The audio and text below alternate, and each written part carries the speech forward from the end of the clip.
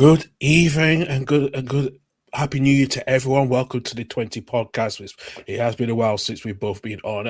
I'm your host Karl as usual. Right next to me is my co-host Mr. Douglas Horne. Doug, happy new year to you. Happy New Year to you too, and it is very, very good to be back. And new software as well, which is quite crazy. But no, great to be back, and obviously Happy New Year to everybody else as well. And quite a week to talk about. It has been quite a week to talk about. I can't believe, especially on New Year's Day, everything just kicked off, and we had our first manager sacking that's ever happened on New Year's Day. We'll talk about also the recent sacking that's happened as of Monday, the 5th of January as well.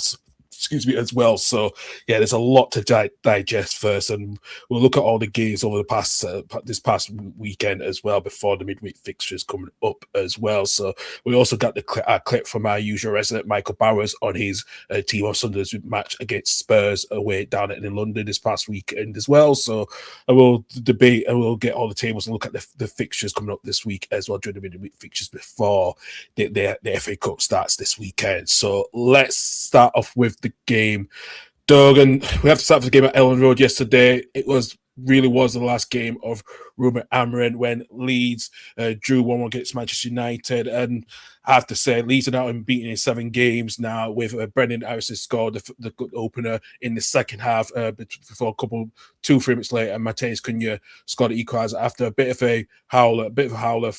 of a mistake from Lucas Perry for coming out as well. But Doug, let's start with the big thing, and Ruben Amorim finally is sacked for Manchester United as of today, after 40 months in charge. What's your take on this? I'm not surprised. I think it should have been probably done after the Europa League final, because if you look at their form, that was 17th versus 15th. That was a really, really poor Europa League final. It wasn't a great final at all. I just think Manchester United under Amorim haven't been great at all. Barring a few games, maybe Arsenal away in the FA Cup, Liverpool away at Anfield, they've been very, very lethargic. Obviously Manchester City away as well, but I didn't think Amorim was really sort of backed really that well. And when you think of what has been happening with what's been happening with Manchester United recently, I think that's now their 10th manager in 12 years. Yeah, since Fergie retired. So that to me is already a red herring. I'm not surprised that he's gone. One of the things I am surprised about, though, is really the fact that he's basically gone after an outburst. It's basically a bit like, obviously, we'll obviously get on to, Maresca in a wee bit. But that says to me that is alarm bells, because he's not really been sacked because of what the performances have been. Because let's be honest, Manchester United have been very inconsistent again. And they have been inconsistent for the last couple of seasons. So the fact that he's basically been sacked for basically his outburst makes this thing a lot more baffling, to say the very least. Like, why sack him now? Like, you've got a whole January transfer window to basically sort of get your own players in. Bruno Fernandes is out at the moment. Obviously, you've got Mbeumo, you've got Ahmad at Mazraoui at AFCON. Just doesn't make sense to me. No. Just doesn't make sense to me. But am I surprised he's gone? No. I think this has been coming for probably since the Europa League final, if I'm being honest. Yeah, it has been coming for quite a while. And I have to say, I think, listen, don't take away how Leeds performed, but looking at Man United itself, because of the issue with what was going on with Amorim, and especially probably his press conference yesterday's game, where he talked about, he was not happy with the title of he wanted to be manager, not head coach, and then the outburst, the negative meeting he had with Jason Wilcox, the director of football, about his tactics and vice versa. Do you think Ineos got themselves to blame for this? They played a part, because from what I've been told, this decision of getting rid of sacking Amorim was both Ineos and the Glazer family. It wasn't just for one, it was actually both parties of both ownership. I'm kind of surprised that obviously like Jason Wilcox and Omar Barada are there to make the decisions. Like I don't see what they bring to Manchester United. Like I think there was this thing about Omar Barada when he was at Manchester City, and people were sort of questioning him then as well. Yeah. But look, I think once you go against the owners, unfortunately, I don't think there's any way back. Obviously, Scott Parker was famously sacked after a 9-0 defeat to Liverpool. And look what happened there. So no, I'm not surprised in the slightest, to say the very, very least, because Ineos, to me, they've got a lot to blame. They've made some baffling decisions since they took over Manchester United.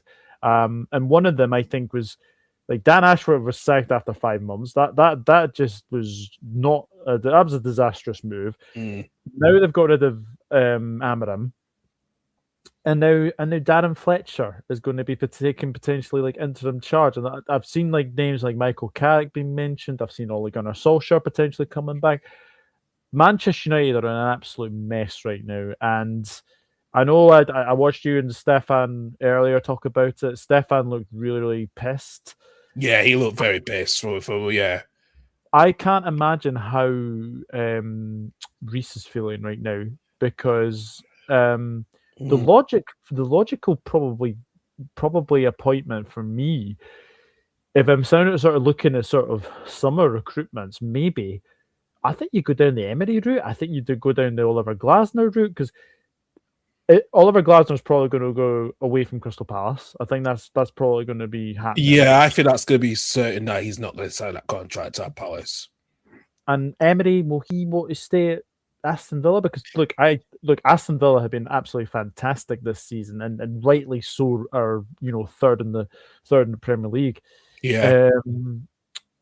So it's a big one. And then you've obviously got maybe like World Cup managers like Pochettino potentially, Nagelsmann at Germany. Yeah, and so even Carl Ancelotti as well. You could put that name in that factor as well. It's just for me, though, if they're going to go down the caretaker manager, it's going to stay on in the season. But the problem is, it's going to be a summer with the World Cup's on. No manager's not going to start the job on the 1st of June. Wow, that's going to be another issue for Jim Radcliffe and the board itself. Absolutely, and that's where you sort of look towards the summer, basically, to get people in to manage the club. Honestly, this 11 managers in potentially 13 years is quite incredible, to say the very, very least. Very. And Matthias de Ligt is going to have another permanent manager. Like that is a weird stat. I can't believe that stat. Basically, Matthias de Ligt has had a permanent manager every season he has played in professional football. Crazy times. It's crazy times indeed. It really is. Let's look at Leeds, Doug, and I have to say I'm amazed we've been unbeaten 7 games. I don't think there's no team has been unbeaten 7 games and survived in the bottom half of the table. And well, I have to say, Leeds was in trouble weeks ago. Look how they turned around, getting the draw against yourselves last week, winning against Chelsea a couple of weeks ago, the draw at Brentford, and then the draw yesterday. Do you see them now staying up? And even though if they make the signing of making some key signings, I know the FFP is going to be strict first, but if they make some good, if they be astute in the lower market, do you think that Daniel Farke will be the best manager for Leeds United to keep them up in his first season? It's been quite a turnaround. I spoke to you, I think we were in sort of September, October time. Yeah. And I remember you saying you had this run of like, I think it was Chelsea, Villa, City, and Liverpool, I think 1 week. And I think you came out of that with at least, you've obviously beat Chelsea. You lost to City narrowly. You drew with us. And I think you may have either lost to Villa or drew with Villa. Lost at home to Villa before. Yeah, we did. Yeah. Yeah. So I've got to say, what a turnaround it's been. You should have beaten us last week. That Calvert-Lewin goal, we're a shin breadth away from a home defeat to you guys, and you're very, very well organized. You're very, very well organized. You're very hard to break down. And I thought actually against Manchester United, I thought you had I think probably a draw was a fair result in the end, but I think you had the better of the play in some parts. Yeah, And I think if Calvert-Lewin's header had gone in the back of the net, then I do think probably Leeds go on and win that game. I know obviously Cunha had a goal ruled out for off. I think it was Casemiro that was offside, not yeah, not Cunha. But what I will say is that Leeds have been very, very good, and I think when you look at what's happening to the likes of Burnley, obviously Sunderland are probably the story of the season anyway. I think a lot of people probably had Leeds to go down at the start of the season. yep, But now I don't think so because, well, we will get to obviously the bottom three later on in the show. But what I will say is I think Leeds have done very, very well in sticking with Farke because they could have easily decided that enough was enough. But they've stuck with him, and he's managed to get results, and that's the main thing for Farke. And yes, maybe a couple of draws in there, but you have had a couple of big wins. As I said, there was a Chelsea. It's Crystal Ellen Palace, yeah, Crystal Palace, yeah, 4-1. I know that was a bit ridiculous, sort of the timing of that game, but again, Leeds have got to, you've got to basically beat what's in front of you, and you managed to do that. So, no, I think Leeds are looking good to survive this season, and it'd be quite a. I think a lot of Leeds fans will probably say sorry to Daniel Farke if he does keep them up, yeah, because I think a lot was said obviously about Farke and obviously with his time at like Norwich, but didn't really go well for him. But fair play seems to have adapted. Whereas you look at Scott Parker at Burnley, and he hasn't really adapted. So mhm. I think Daniel Farke deserves a lot of credit. And actually, I think the 49ers definitely deserve a lot of credit for not getting rid of him.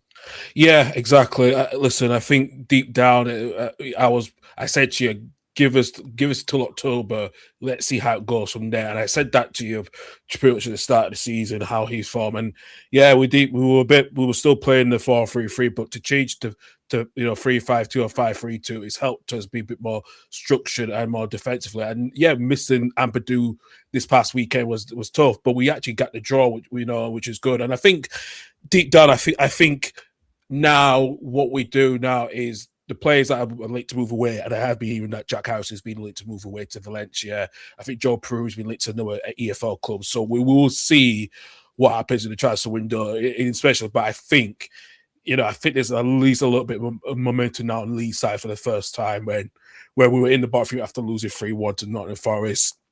We thought, he actually decided to change his tactics in the second half of Man City, where we should have drawn that game at the Etihad. But yeah, he stuck to his principles now of changing, and he has been adaptive, especially if you have to play 4 at the back. He will do that, and he still finds ways. So I think it's helpful now. He's got a plan A and a plan B than he had that before.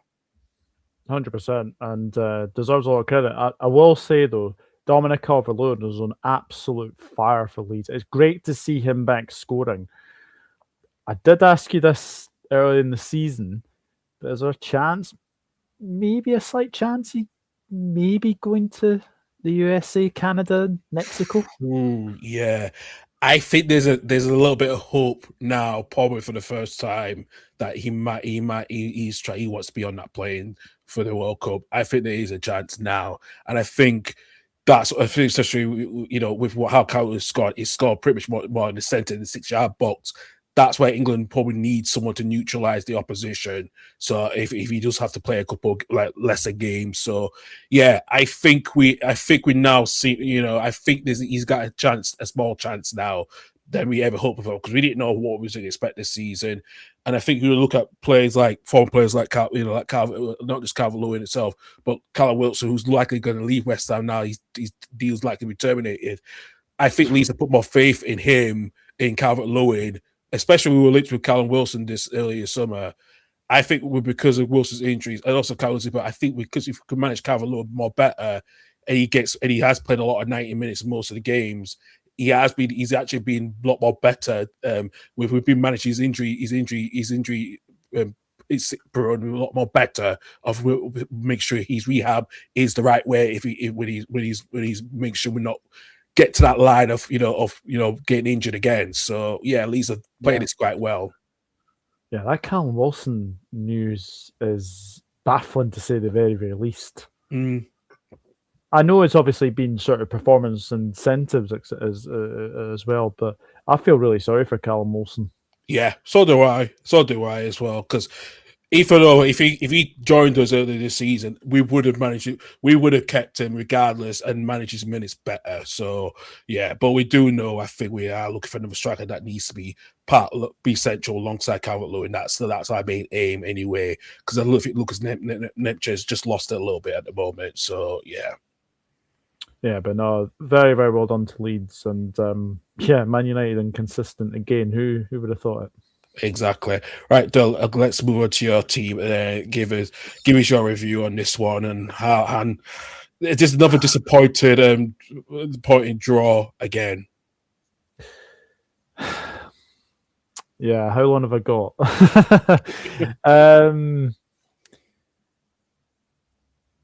I don't know what to say. Again, it's another game where I'm kind of going away and I'm thinking we were lucky to draw that because I thought Fulham were the better team throughout that game. One thing I will say, I think we've kind of seen that VAR is not up to its scratch because I actually think Florian Wirtz's goal is offside. I thought the same too. Even though when I saw it was ruled, I thought, like, are you sure that was offside? It was very close. It was very, very tight. Was it more to do with his fingers being in the offside position? Because that's what I thought I saw. In a way, yeah, I think it was something to do with that. But what I will say, Canary has been absolutely shocking again. Why you basically come out and basically Harry, but basically come.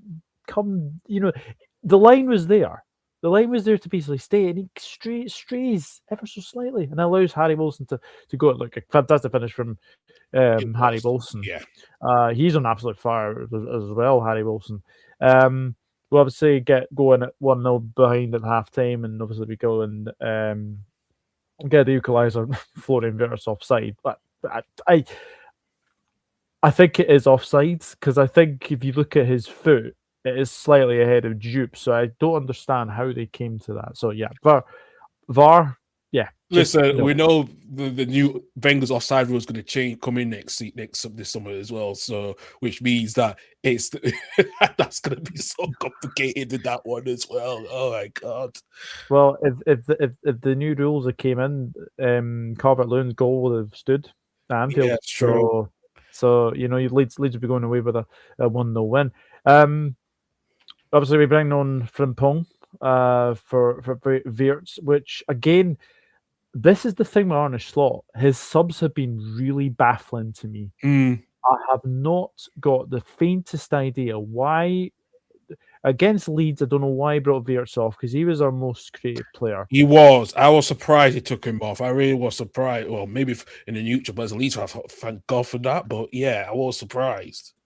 And then basically, like he gets the goal yesterday, and basically it's like, oh, we'll get Frimpong on. Why are you bringing Wirtz off?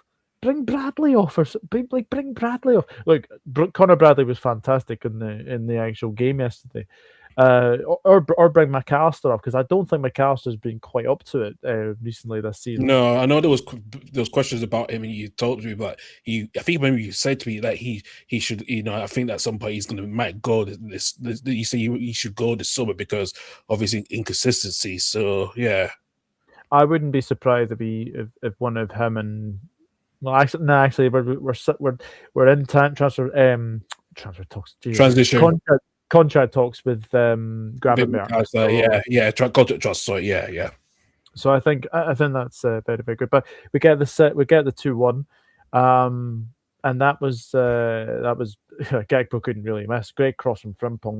That's one thing I've been wanting to see recently.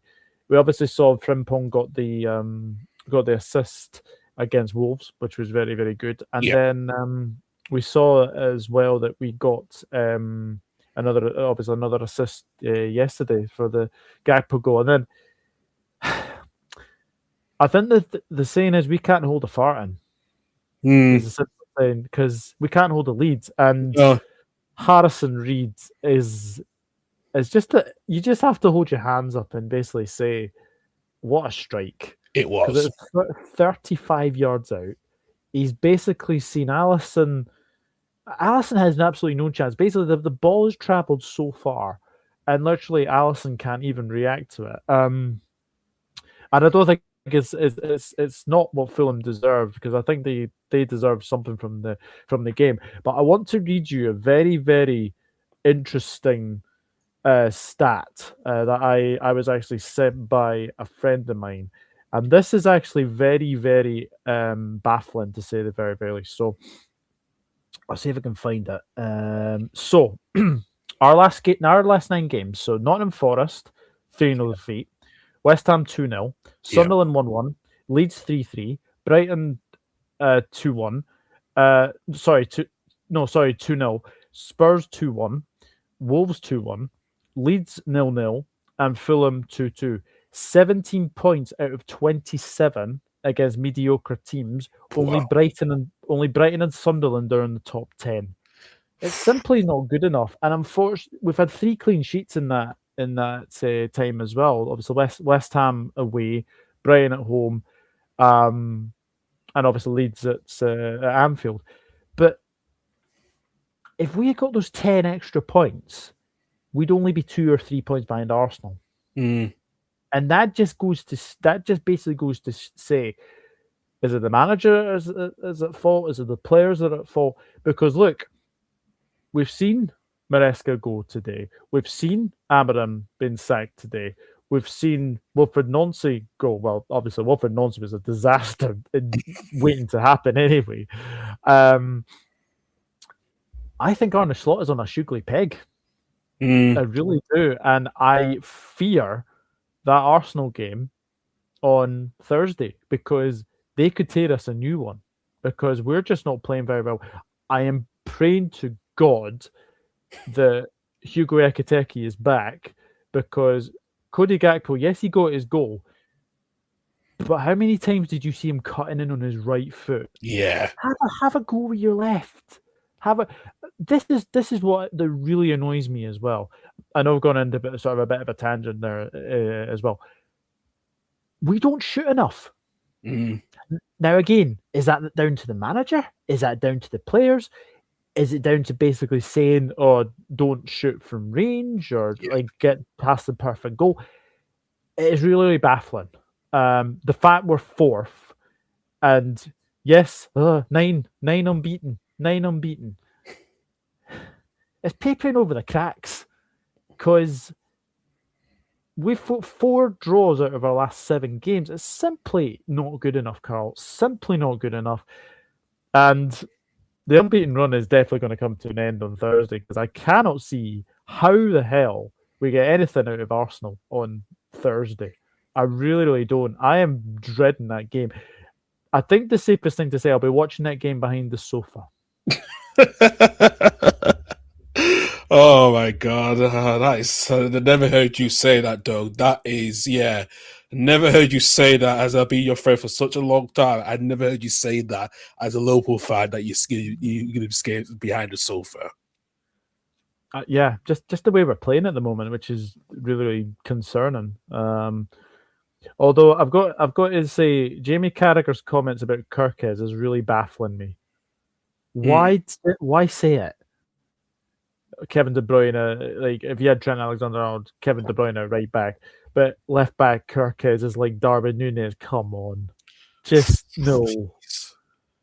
I used to like Carragher, right? Like Carragher, but since he's became a pundit at Sky, he's always on Liverpool commentaries. I don't get that. There's a bit of a Somehow, bias. It's like Gary Neville doing, but at least Gary Neville, realize that he does other games as well. So yeah, it just baffles me. It just baffles me. So, but look, I think the safest thing to say is that we're not playing very, very well, and yeah, we'll wait and see what happens on Thursday because I know that we'll obviously do probably the next episode basically after obviously these games coming up.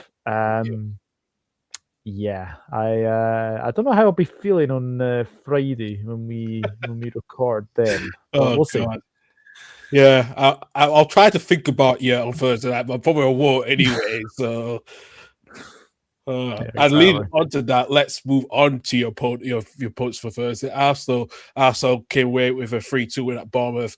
Gunners now increase their 5-point gap. And we'll talk about Bournemouth shortly in a minute, Doug. But another win, tough win for Arsenal, which they needed to do to get the 3 points after they went 1-0 down through Valisson's goal after Gabriel made a mistake, but he actually scored the equaliser with Declan Rice scored a really good low shot as well. And I have to say, is Arsenal, if Arsenal do beat Liverpool though this Thursday, can you see them winning the title?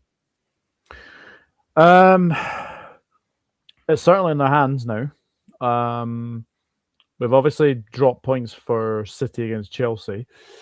I could see it. I could see them winning the league. Gabriel having a bit of a rare moment of lapse in concentration, basically passing it straight to Evan Nielsen, and Evan Nielsen obviously scored. But obviously then atoning for his error, which was very, very good to see because I think he was. I think he did well to score that, and then Declan Rice. He's just getting better and better, Declan Rice. I've got to say. Is he the best £100 million player that's played for the Premier League? Probably, yeah. Although I will say Caicedo is starting to come into his game now. So I would say that Jack Grealish was never £100 million player to begin with. So, but no, I think if you look at what's been happening with Arsenal, creepy great goal as well. I've got to add that as well. That's a very good win because last season they lost 2-0 there, and obviously Saliba was sent off. I'm not sure about Hinsapi at left back though. Couple of times where you look at Semenyo, and I think it was Tavernier on the right hand side, got past a lot of times Hinsapi, and I wonder if that's maybe Calafiori maybe comes back in against Liverpool. I think that's the chance they will do because I think they wanted to rest him before they had a Liverpool game. So I think it made a lot of sense, to rotate. But I think Calafiori will come back in. Yeah, I think so as well. But no, a very good win for Arsenal, and as I said, it's a place that they struggled at last season, and they managed to get the win. So very good result for them. Absolutely, really good result for them indeed. And for Bournemouth, though, briefly, are you worried about them? Are they battling for a relegation battle now? Because at the start of the season, they were in the top 4, and they really have struggled the last couple of weeks, especially with the future of Semenyo. He's likely to go to Man City probably the next couple of days or so. Where does Bournemouth go from here? So they're 9 points above the relegation zone. I think they'll be fine. I think what they've done what they did at the start of the season was miraculous to say the very least. When they've lost their entire back 4 almost, Zabarnyi, Huijsen, and Kirkes. They are on a blip, but I think it's more of obviously the blip that they're on. They'll get out of that very, very soon. I think. I'm just kind of looking at who they've got at the weekend, midweek. They've got Tottenham. Yeah. Now, Tottenham are very inconsistent, as we all know, so they could get something out of that. But I don't think they're in any relegation trouble whatsoever. Carl because, as I said, we will get on to obviously the bottom three in a wee bit, but I don't think they're in any relegation trouble whatsoever. No, fair enough. Then I hope not as well too. Actually, they're too good for that with that team they have. They're too good to be in that relegation battle. I just don't see it happening. Yeah, I think obviously Semenyo, we probably expect him to be going to Manchester City very, very soon, but um, I don't see them struggling, because if you play Tavernier right wing and then play Krupi with Evan Nielsen, I think they'll be absolutely fine, to be honest with you. So yeah, I think Bournemouth will be fine. I just think it's a mini blip that they're in, but I think they'll be okay. They have conceded a lot of goals. I will say that, but this is always going to be the case. I think when they have lost an entire back four, I think it was always going to potentially be the case. Yeah, absolutely as well. Absolutely as well. Doug's, I'll let you take the next game, which is at the Etihad on Sunday between Man City and Chelsea. Yeah, 3 drop points for City. I've got to say, I watched a wee bit of this game. Chelsea offered absolutely nothing in the first half. No. Reinder's fantastic goal, high into the roof of the net. Interesting, Jorgensen came in for Sanchez. I thought that was really, really interesting. Yeah. Second half wore on. I actually think City should have had a penalty. Agreed. Yeah. I think it was a penalty. Yeah, Enzo Fernandez didn't play his best game, but it still gets the equaliser. No, I know. You've asked me there, is Rosinha the right fit for the Blues? I mean, I suppose we should speak about Enzo Maresca. Yeah, very much. Can I just say that I'm not shocked at this either? Because I think this has been brewing since the Everton game. It has.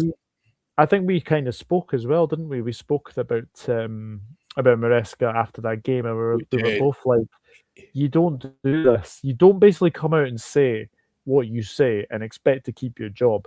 I was surprised that it was done on New Year's Day. Chelsea decided to sack a manager on New Year's Day, which is quite interesting, to say the very least. But I suppose when the news came out on Hogmanay, we were kind of expecting something to be happening. But I suppose the other question is for I'm going to ask you: do you think Maresca's holding out for the City job?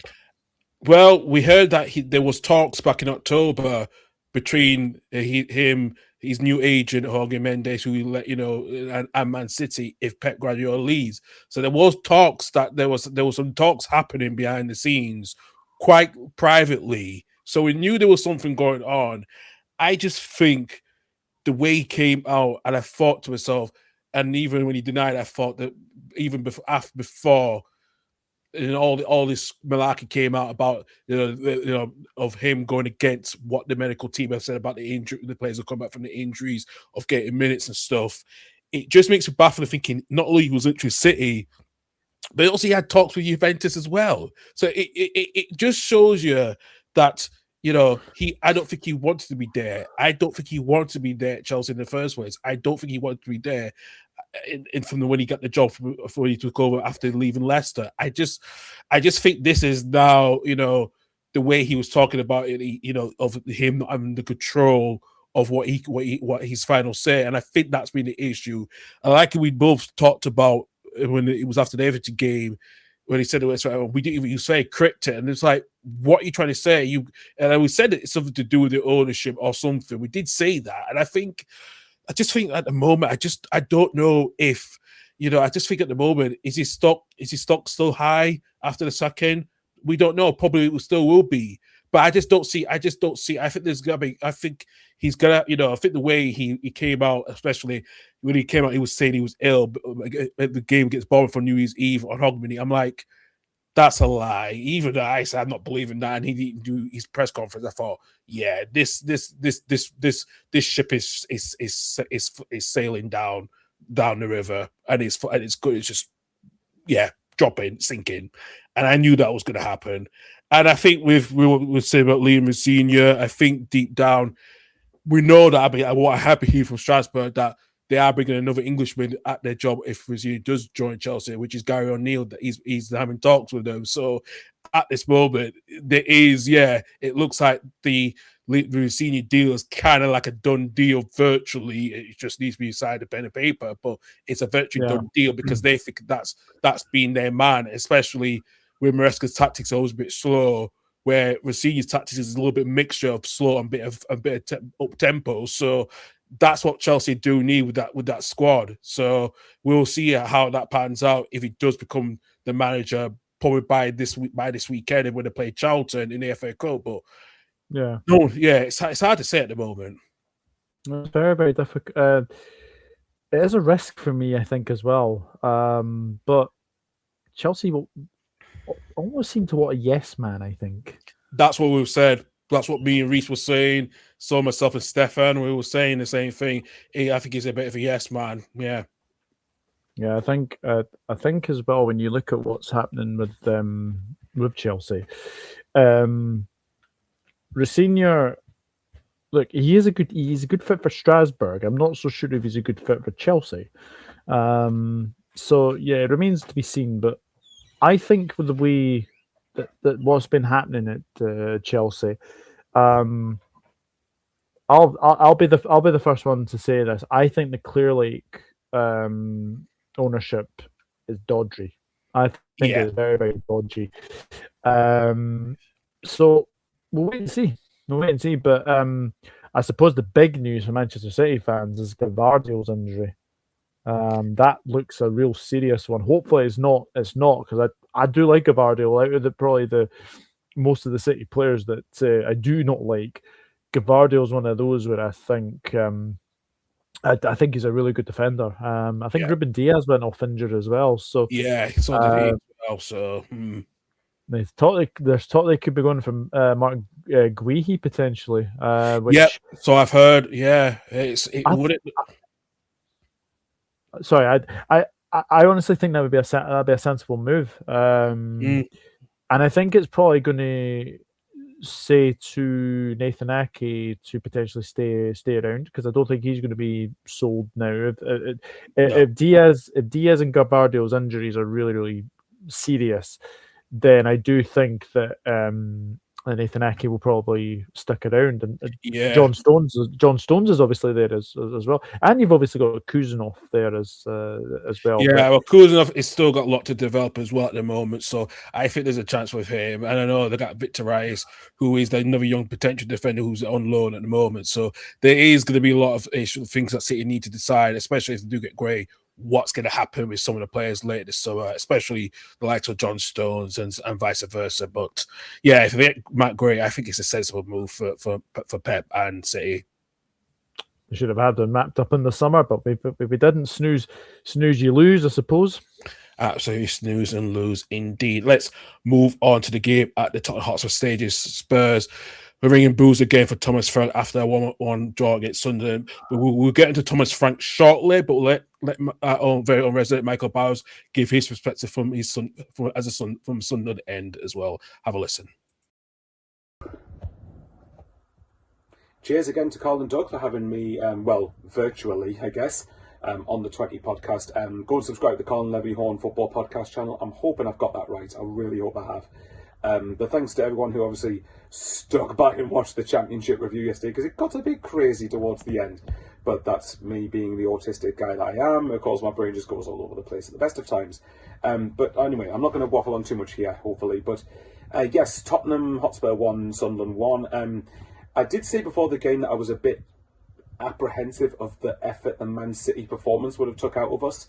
And I think that in the first half, we looked extremely leggy. We didn't look like we got to grips with it at all. We looked like we were bullied physically. We were weak mentally as well as physically. Not in the sense we didn't try, but just in the sense we were just off it, and we weren't able to get our rhythm together. We weren't able to get ourselves into the game at all. And I think you've got to also credit Tottenham for that. I don't think Tottenham were great, if I'm honest, within the first half, but they were definitely the team that deserved to be in front at half time. And I think that, Sunderland obviously would have had a lot of work to do within the second half. But I felt like once Sunderland got to grips with the game in the second half, I did feel like we did start to ask some genuine questions. If you look at one particular effort when Mukiele obviously puts a delicious ball in from the right-hand side and Lefebvre gets past the keeper, well, his header beats the keeper but doesn't beat the post, or he hits the outside of the post and goes out for a goal kick. But that for me was the gutting thing, really. I think it took us till the second half to get going. But I am aware the Man City performance, anyone who watched the Man City game will realise how much effort Sunderland put into that. And when you're looking at players like Rodri and Doku, when you've given everything after the first half or the first hour, and then them players are coming on, you don't want to be playing against that. And that would have, sorry, just trying to steady my phone a bit there. But no, that would have took a lot out of the lads. It would have took a lot to stay physically as well as mentally concentrating. And unless we get past Everton in the FA Cup, which I imagine Doug would probably hope that we do, unless we get past Everton and we get Man City in the FA Cup at any point, depending on how far we go, then unless that happens, we've already played Man City twice, and I'm quite relieved about that, because when Rodri gets into stride, and Doku as well be a massive player for Man City going forward. I know they're 6 points behind Arsenal, but I still think there's a lot of twists and turns in that title race to go. So I'm very happy we've played City twice and that's out of the way and it's done. We don't have to face them again in the league anyway this season. But because of that, I think you could tell in the first half, it looked like it took so much out of us. But I think we were still well below standard, although Tottenham, I mean, if you look at the goal, I think it's a really poor one from a set piece, which I think Sunderland should generally have been quite good at defending. But I think with that, I think Tottenham easily deserved the lead at half-time, and I think we were quite fortunate to still be in the game at half-time. But while it's 1-0, as Karl and Doug both know, if you don't kill your chance, if you don't kill teams off, when you've got the opportunity, you can get punished for it. We discovered it against Leeds over a week ago, and I think although Leeds did deserve a point, Broby had 2 great chances before half-time to kill the game off, or at the very least make it a lot more difficult for Leeds to get anything out of it, even though they deserve it. But in this case, I think Sunderland stepped up a gear second half, particularly the last half an hour. And I think it was I don't know whether it was because Thomas Frank decided to sit back and let Sunderland dictate things, which is a bit weird. And I know their home record is very, very patchy at best. But I think there's still some quality players within their Spurs team. But I think Sunderland at the minute, not in terms of individuals, but as a team, look more effective than Spurs, or look better than Spurs, I would dare say. And the fact we've been out of the Premier League for 8 years, I find myself thinking I'm delusional by saying that. But I think Tottenham fans would probably agree with that. Obviously, Sunderland shouldn't be better than Tottenham, really, in the grand scheme of things. But I think at the minute, as a team, as a collective, we are. And I think that in the last half an hour, we really started to ask some questions of Spurs. We even had one when a ball comes into the box and Romain Mundle tries to shift the ball on his right foot instead of taking a shot on his left. There was that one. There was the one actually when Broby hit the side netting from a decent chance. There was one where Hume caused problems for the Tottenham backline from a free kick or from a cross. We did really start to push Tottenham back. And I think when the goal came, it was deserved. I think obviously the build-up play beforehand was handy, but I want to particularly highlight the link-up between Lefebvre and Broby for that. Broby passes to Lefebvre, who dinks it first time without having to take a touch. Dinks it towards Broby, and then Broby just lashes it. It's one of the best finishes I think I've seen a Sunderland striker score. Lashes it right into the top left corner, and obviously and I wasn't at Tottenham, but I imagine that the absolute sheer carnage and limbs from those travelling Sunderland fans would have just been something special to be a part of. And the good thing for me afterwards, because even we look like the ones who were trying to win it more than likely, but I still think that's a solid point in the end and one that was deserved. But what I do think is important is the fact that even if Sunderland lose at Brentford, which I will be at, by the way, so I'm going to Brentford on Wednesday night, and I'm going to Everton in the FA Cup, so I've got 2 away days in the space of 4 days, which is going to be fun. But what I was going to mention was, I think that even if we do lose at Brentford, which is very possible, because if you look at who's gone to Brentford and who's lost, Doug, Liverpool, Man United, Chelsea didn't win there, Newcastle lost there, Aston Villa lost there, Bournemouth, who are a decent side, got thrashed there as well. Obviously Leeds got a very good point at Brentford, but it's only Man City who's gone to the G-Tech Stadium and won. And obviously for me, this is the first time I'm going to Brentford. So I think, but even if we lose to Brentford, I've said constantly I wanted to get 30 points before we play the FA Cup game against Everton on Saturday, and we've reached 30 points. So even if we lose on Wednesday, we've reached 30 points, and for me that is massive. I'm still looking at it from the lens of get to another 10 points and get to 41st, and then go from there. But if I'm honest, yes, I think it's 99.9% likely that Sunderland will be in the Premier League next season. And just a quick note of how mental that sounds before the start of the season.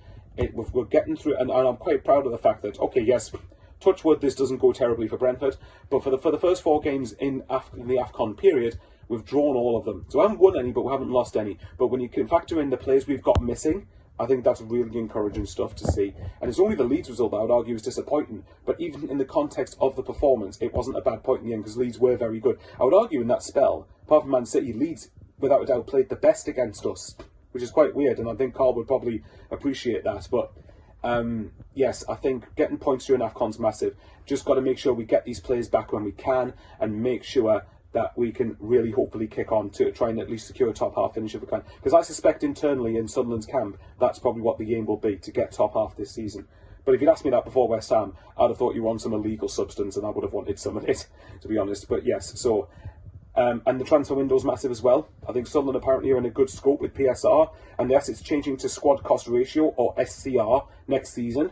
But if Sunderland's PSR scope for this last window of PSR, if our PSR limits are pretty good, why not utilise it and go out and spend money? But obviously spend on the right quality as well, not just get players in for the sake of getting players in. But yes, we shall wait and see. And don't worry, Doug, we're still in touching distance to Liverpool. Don't worry, we're not going to be anywhere near Liverpool at the end of the season. But, you know, it's just quite funny to think about. And I look forward to the chat with Doug when Sunderland play Liverpool at the Stadium of Light, which is in just over a month, actually. Where's the time gone? But anyway, guys, obviously this is the first time, I think since the first time I've talked about it on the 20th since the new year, I believe. So I hope you all had a great Christmas, even though it's a bit late. Obviously, hope you all had a new year, a good new year rather, and let's see what the rest of the season brings. Away the lads. Thank you, Michael, for your review on Sunday's draw at Spurs. Doug, let's go briefly into Thomas Frank. The rules are ringing again for him. Is there, you know, when you sell Brennan Johnson to Crystal Palace, which we'll talk about Palace shortly, do you think they're missing a bit of creativity up front with his goals as well? What he's done the last couple of seasons of being in the double figures. Now Kane's gone, Son's gone, and now he's gone. And they're losing a lot of goals in that squad. Baffles me, that one. It really does. I think he's a really good attacker, Brennan Johnson. So, but obviously his Palace's gain, and it's very, very good. Sorry, just get that off. Yeah, I think it's very, very good. And actually, when you look at Brennan Johnson, he's definitely going to be a very, very good player for Crystal Palace. I'm amazed they actually sold him. I'm very, very surprised at that. Xavi Simons is very inconsistent. You've obviously got Matthias Tell. You've obviously got Colin Muani as well, and obviously Richarlison is there as well. But Brennan Johnson, for me, was more sort of a output player that could like get assists, get a couple of goals in there as well. Very, very strange decision, I think, from Thomas Frank. I honestly say this. I think he is fighting a losing battle with the Spurs fans. I don't think they're ever going to be satisfied by his football, unfortunately. No. And I kind of go with what the Michael said. That Brobby finish was a brilliant goal. Like, the way he struck that, it's basically top bins. You're not going to save that. No. And I think in the end, probably a draw was a fair result. I think Tottenham had the better of the first half, but Sunderland definitely came back into in the second half. And I think they had a well-deserved point. And 30 points at this stage in the season is really, really good. They're only 10 away from that magic 40. Yeah. And I'm in agreement with Michael. I think Sunderland are definitely staying up now. I don't see them anywhere in any relegation trouble. So, no, I think Sunderland fans should be looking forward to looking ahead to next season, because I think it's absolutely fantastic, and I think they thoroughly deserve what they've done, because I think they, as I said at the start of the show, they are the story of the season for me. Absolutely, yeah, a really good point for the Black Cats, and they are probably one of the best teams of the season of promote teams coming up this seat in the Premier League history to get those massive points as well. So really well done to Michael and his team as well. Disappointed run for Spurs at the moment. Doug, I'll let you take the next game away. Is that Villa Park? Yeah, Aston Villa 3, Nottingham Forest 1. First of all, is it John Victor? Yeah. The Nottingham Forest goalkeeper. I don't know if that was his Premier League debut, but oh my goodness me, what was he doing I don't for know. John McGinn's second goal? I don't know. I don't know. There was some miscommunication there. I do not know, but he did need to come out. And I think John McGinn, he's been in good form at the moment as well, scoring 2 goals in the game. And Ollie Watkins scored the opener as well, which was a good goal from Ollie Watkins. But yeah, I didn't understand. I didn't understand that why the goalkeeper came out, and he actually got substituted as well. We got injured, and Matt Sells had to come on.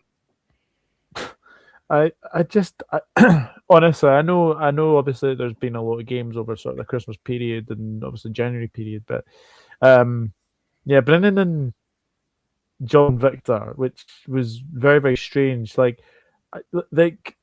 okay, there's nothing he could do with the first goal. McGinn's first goal was a cracker as well. Yeah. But that second one, what are you doing? Like, why are you coming? Literally. Where are you going? Like, McGinn, I think, has still got a lot to do to sort of go. Still got a lot of distance to cover, yeah. Yeah, go past him, and then all of a sudden he's basically like the halfway line. It's like very, very strange. But you've asked there a force and a relegation fight. I tell you something. Now I kind of look at the by the way, just on the Spurs front, they're 17th for home form. Only Burnley, West Ham, and Wolves have a really poor home form. To tell you the truth, but yeah, tomorrow's game, West Ham Nottingham Forest at London Stadium. If they were to lose that, then you definitely say that they're in a relegation battle. Yeah. Again, they have to balance Europe as well, don't they? They have to balance Europe. So, Dyche has got enough to keep them up, but I think we're kind of seeing now the Forest that I would probably expected last season, maybe. Yeah. Enemies of their own downfall. Not obviously having Chris Wood out is not ideal in the first place. But what I would say about that is that as I said, if they lost to West Ham tomorrow, it would be a real interesting game, that one, to say the very least. But I think Forest will be okay because obviously they've got Dyche.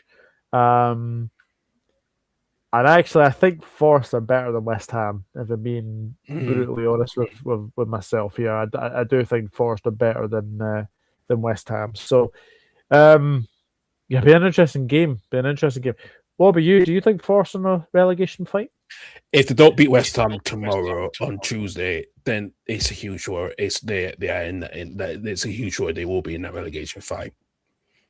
Yeah, but another great win for Aston Villa, and they keep going on. I'm just kind of looking at the table. They're on level points with Manchester City. Yeah. So they are still, for me, they're still in I think they go to Crystal Palace on Wednesday. I think yeah. That won't be an easy game, but Villa are on. Who would have said that at the start of the season as well with Villa? Because Villa were languishing, I think 19th. I think they had 2 points to their name. And now they've basically got 40 points in the last 18 games. It's quite incredible the turnaround that they've had. Yeah, very incredible turnaround indeed as well. Let's go on. We've got 4 games left to discuss as well. Let's go on to the game I'm on you. And after 19 games, Wolves finally got their first win of the season after beating West Ham 3-0, the first win for Rob Edwards, and especially they needed it, which we'll talk about briefly or shortly. But Doug, West Ham was weak, incompetent, nothing. They really lacked so much, and to be 3-0 down by half time, it just shows they got so much issues. And yes, there's just like 2 new strikers. They're not going to make the difference at all. I think where the bottom 3 teams at the minute right now are definitely going down. Absolutely. As I said there, Forest are better than West Ham. I fully expect Forest to get something from West Ham. West Ham are absolutely pathetic in this game. Absolutely dog shit. they were dreadful. And as you said, they are 3-0 down at half time. Nuno, I thought Nuno was a very good appointment. I thought he was a very, very good appointment when he came in. But West Ham's points is lower than Graham Potter's. I don't think they don't score very, very often. Very, very, very, very poor West Ham. I genuinely think this could be the season they go down. And I think if they go down, I think it would have a lot on the ownership, and I think they will have to sell up because I don't think they're going to have any answers for them. But can I just say, Wolves, great to see them get their first win. It's a long time coming. I did share a photo. I'm just gonna see if I can find it because I did share it in a group chat. Which was funny. Where was it? Oh yeah. So it's I don't know if you can see that. I know. Not. Is it the Simpsons meme? Is it the Simpsons meme with Homer chasing Flanders' car? And I know what you mean. Yeah. Basically, they're gaining on 6 points and counting, and then obviously you got Derby on 11 points and Southampton at 12. Like long way to go. But Matthias Mane, is that his name? Yep. He has been unbelievable in the last 3 games for Wolves. Yes. I thought he was great at Anfield. I thought he was really good at Old Trafford. But that goal against West Ham, and look, Mavropanos deserves a lot of criticism. Why are you turning your back? Why are you turning your back when you're trying to defend? So there was that as well. But I'm happy for Rob Edwards because I think a lot was said when he took that Wolves job that it was a really, really difficult job to take on. Now he's got his first win, he'll be absolutely fine. They go to the Hill Dickinson Stadium in midweek as well. If Wolves can get a couple of results together, then they may be able to sort of draft sort of Burnley in there and West Ham. Still a long, long way to go. I said they were doomed. I still think they are doomed, but to get that first win, and the monkey off the back as well. Let's be honest, they played a really poor West Ham side. Funnily enough, when I seen those two sort of come together, I said this is gonna be a draw and all over. That's what I said as well. Yeah, but then I kind of had in my mind Wolves at home, West Ham away. I think West Ham haven't won away in the Premier League since August. So, yeah, I am very worried for West Ham. I genuinely think this is the season they go down. Yeah, it's pretty much it will be the season they will go down indeed. Though I'll let you take on the next game, which is at St James Park between Newcastle and Crystal Palace. Yeah, very good win for Newcastle. 2-0 win over Crystal Palace. I think in a way, I know Anthony Gordon had a goal ruled out for offside as well, but also Bruno Guimaraes, Malik Chow as well. Malik Chow's been a very interesting one, actually. He has been, yeah. I think he's a really, really good player, actually, when you look at that. But very good one for Newcastle. And yeah, Crystal Palace. Look, Crystal Palace again. They're kind of trying to balance, obviously, Europe and Premier League as well. They are missing Ismail Assar. I think that's the safest thing to say. We've obviously. I don't know how much AFCON you've seen. I mean, I've seen a couple. A little bit of it, not much. So. Aye, I've seen a couple of games. I think Nigeria just made the final actually. The quarterfinal. Yeah. Why did I say final? But no, I think Palace are definitely missing Sarr to say the very, very least. But it's a very, very good win. 4-0 against Mozambique. Wow. Very good win for Newcastle. But Palace will be all right. I don't see them. No. Again, I don't see them sort of falling down the league at all. They'll definitely be top 10 at the end of the season, I would think. Yeah, absolutely will be top 10 in this season as well. Let's go to our promoted game at the Hill Dixon Stadium. Brentford getting a 4-2 win at Everton. Igor Thiago scored his first goal since November after he was on a goalless streak in December. He got his hat-trick in the game. And Toffee's Everton's scoring problems continuing at the moment, which has been a struggle for them. And it's not worse than what Wolves or West Ham have, but it's certainly up there. I was shocked at this result because I looked at obviously Everton and Brentford. I couldn't really sort of separate the two. I thought Everton may have actually. I think I said a draw actually in this game. What I will say though, Igor Thiago has been very good this season. He's been like a new signing for Brentford. He's been unbelievable this season. I mean, 3 very good goals. Hat-trick goal was great. He basically ran the length of the pitch and finished past Pickford. That was brilliant.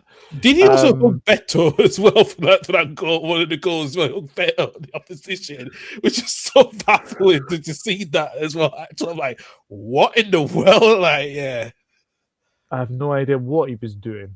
He was smiling at that Beto, like, get the fuck off me. What you going to do? Yeah. But no, cracking win for Brentford. Look, we all sort of wax lyrical about their home form, Brentford, but away form not the best. But yeah, 6 goals this game. You wouldn't have thought that would have happened. But I'm happy for Keith Andrews. I think a lot was said at this when he was appointed, and I've got to say it. He's proven everyone wrong, including me. I think he's definitely proven everyone wrong. But Igor Thiago, like a new signing, and are they missing Berno?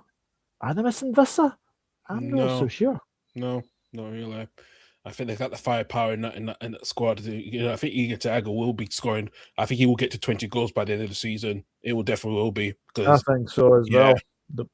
I mean, the way I know, obviously, Michael's going to Brentford on Wednesday, but I've got to say this: Brentford's home form is what's keeping them in the league, I think, and and especially with they've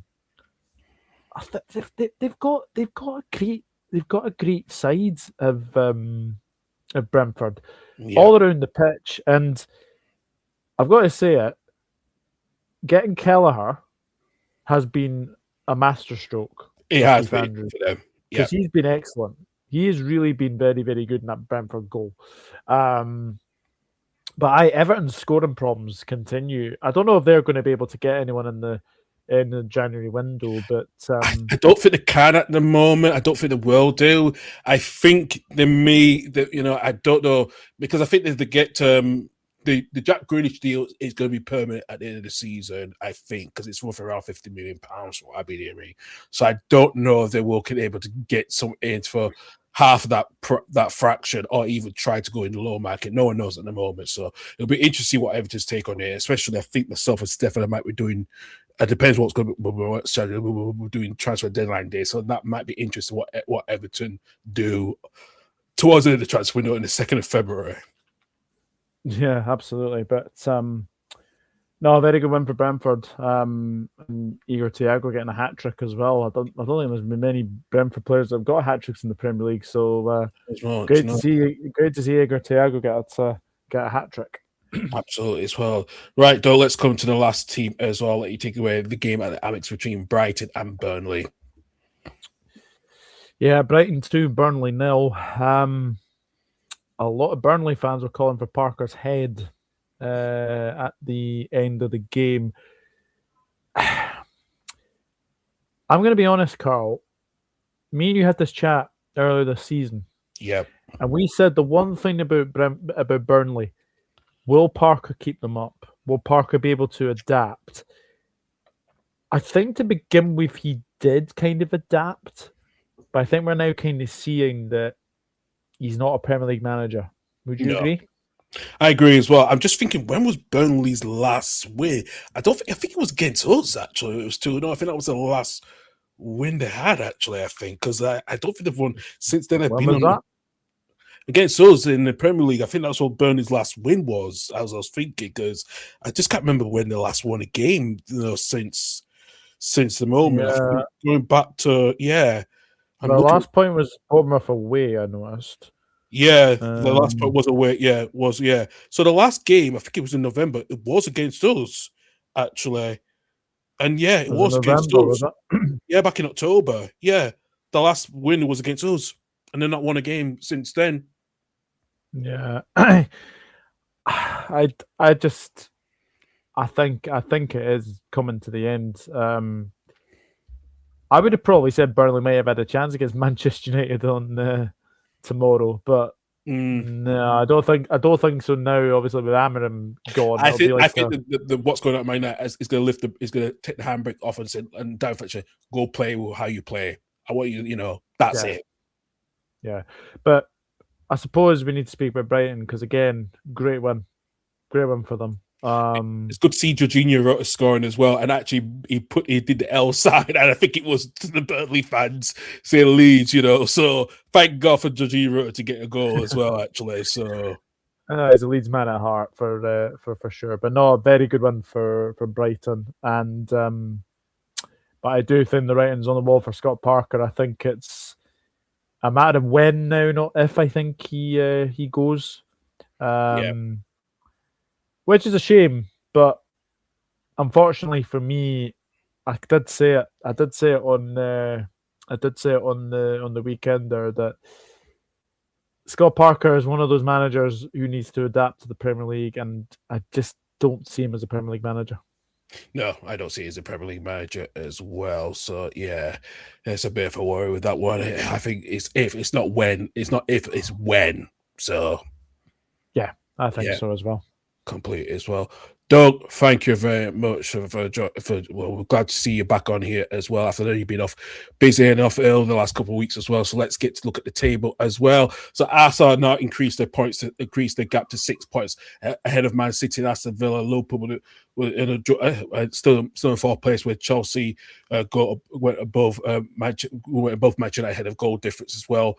Brentford and Newcastle and Brighton were the other teams in the top. All other teams in the top 10 got the win as well. At the bottom of the table, not much move down there, but like I said, Wolves got the first win, but they're only 6 points behind Burnley as well. Where Bournemouth, Leeds are still 16th after the point, but they're only a point behind Bournemouth, with Nottingham Forest and now been on a 4-match losing streak as well. So that is a lot to discuss. Doug, thank you very much. Let's look at the fixtures for this week coming up as well. For tomorrow, for the midweek games, only one Premier League game in the midweek, which I will bring up as well. So I'll share the screen back up. In the early this week, we got to West Ham against Nottingham Forest tomorrow on Tuesday evening as well. Wednesday's games, Bournemouth at home to Tottenham Hotspur, while so they go away to Brentford, Crystal Palace home to Aston Villa, Wolves go away to face a trip away to Everton, and it's a West London derby between Fulham and Chelsea. While Brighton go away to Manchester City, and then at the 8:15 games, Burnley at home to Manchester United and Newcastle against Leeds, and then the Thursday at 8:00, it is a big game between Arsenal against Liverpool as well. So. Thank you very much. Doug's thinking of hiding himself there. Are you okay, mate?